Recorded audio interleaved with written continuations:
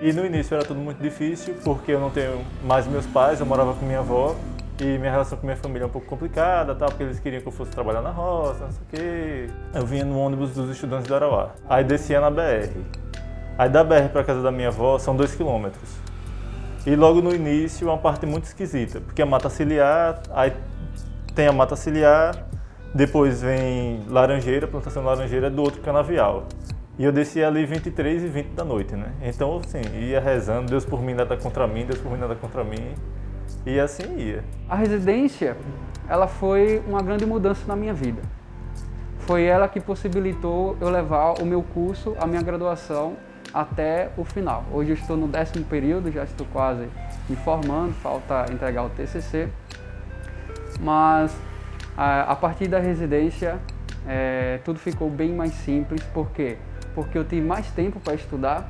As minhas notas na universidade, elas aumentaram bastante. A residência, ela possibilitou eu compreender o próximo, a tolerância, né, me tornar um pouco mais humano, saber que o outro ali, ele tem as suas dificuldades, né, tem seus erros, e eu tenho que conviver com aquilo e saber lidar com aquilo. E a residência, assim, traz paz pra gente, sabe? Porque como a gente não tem família rica, e tipo assim, eu não tenho meus pais, Lucas tem os pais deles, mas não são endinheirados, né? Então a residência faz com que a gente não se preocupe com conta de energia, de água, de luz.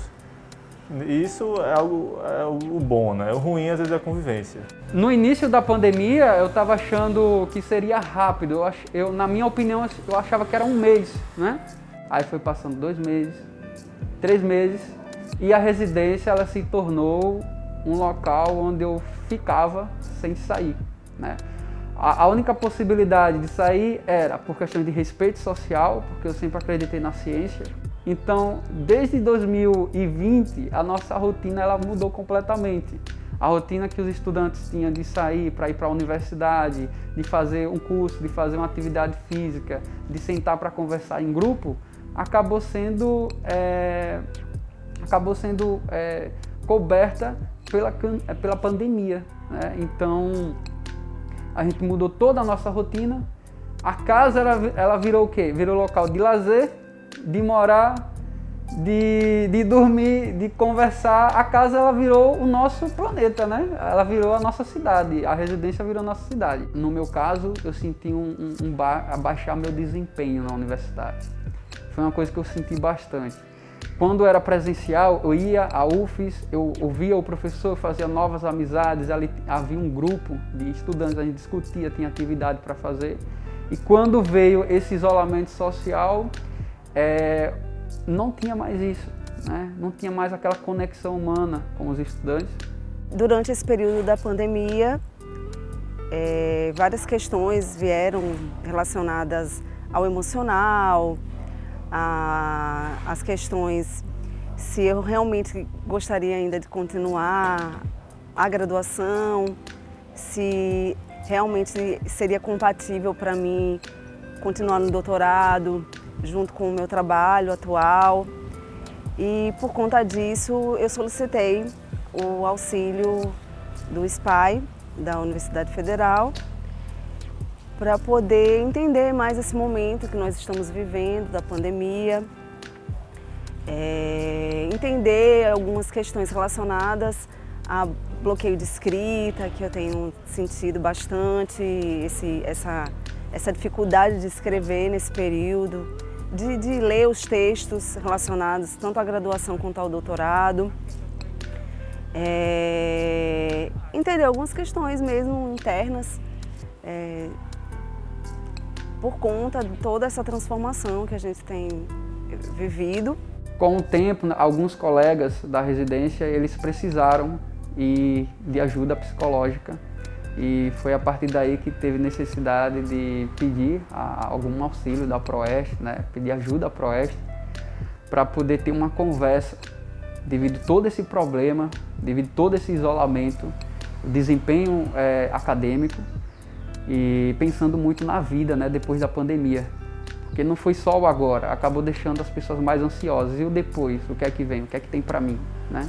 A pandemia, como eu não tenho um relacionamento muito bom com minha família, né, eu sempre ligo para a vovó, mas com os meus tios eu não tenho proximidade nenhuma, basicamente.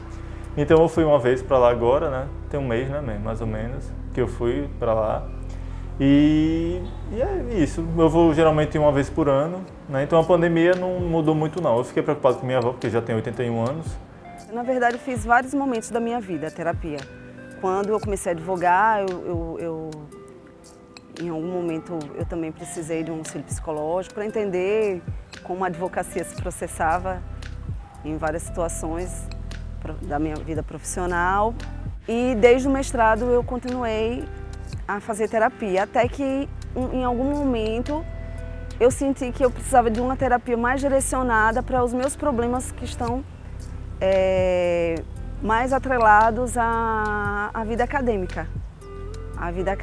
Então, eu busquei justamente esse auxílio psicológico da UFES e tenho tido uma resposta muito boa, que eu tenho conseguido cumprir meus prazos em relação aos trabalhos da faculdade, da graduação.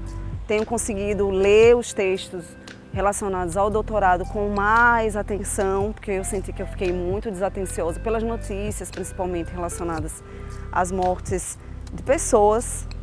Né? Já passamos de 400 mil pessoas mortas no Brasil. Isso me impactou enquanto cidadã, enquanto ser humano. Fiquei fazendo videochamada, a gente conversava, minha mãe ligava, eu ligava para ela para saber como é que tá. E veio a questão da saudade, né? A saudade da nossa família. Faz muito tempo que eu não recebo um abraço da minha mãe, né? E sempre quando eu vou lá, ela sempre me abraça, é sempre aquele calor humano. E até o momento eu não fui lá, a gente fica só conversando, tem esse distanciamento. Eu estou esperando a vacina, né? Porque eu sou da área da educação, então pode surgir aí como um grupo de prioridade, e se eu receber a vacina, com certeza eu vou me sentir um pouco mais livre para ir e voltar, né, para ver a minha família.